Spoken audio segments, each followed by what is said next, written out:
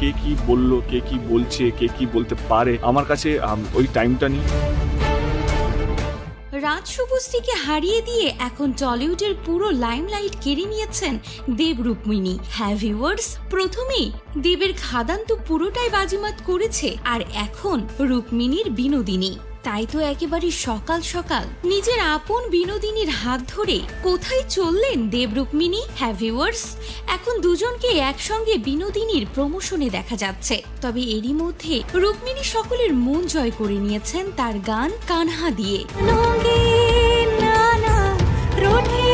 দেখে যেন মনে হবে এ যেন সঞ্জয় লীলা বনশালীর কোনো গান। তার গান নাচ দেখে তো নেটিজেনদের এক শ্রেণীর কমেন্ট বক্সে এমনই মন্তব্য করে চলেছেন। জমকালো আয়োজন, চোখ ধাঁধানো রাজকীয় উপস্থাপনা, শ্রেয়া ঘোষালের কণ্ঠে গান এবং রুক্মিণীর দুর্দান্ত নাচ, যা দেখে অনেকে মনে করছে এ যেন বনশালীর কোনো তৈরি করা গান। দেব রুক্মিণী সিনেমায় এত উচ্চ পর্যায়ের পরিবর্তন দেখে এখন অনেকেই বলছেন রাজ শুভশ্রীকে হারিয়ে দিয়েছে দেব রুক্মিণী জুটি।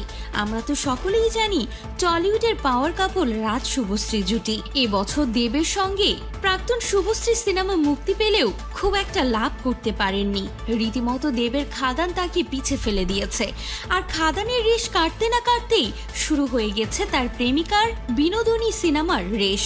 দেবের খাদান সিনেমার প্রমোশনে রুক্মিণীকে দেখা না গেলেও রুক্মিণীর বিনোদিনীর প্রমোশনে দেবকে সবসময় পাশে পাচ্ছেন রুক্মিণী। প্রসঙ্গত, দেব এন্টারটেনমেন্ট ভেঞ্চার্স দ্বারা উপস্থাপিত এবং প্রমোদ ফিল্মস এবং মোশন পিকচার্স দ্বারা যৌথভাবে প্রযোজিত বিনোদিনী একটি নাতির উপাখ্যান 23শে জানুয়ারি 2025-এ বড় পর্দায় আসতে চলেছে। ইতিমধ্যেই ছবির প্রচারে ব্যস্ত গোটা টিম।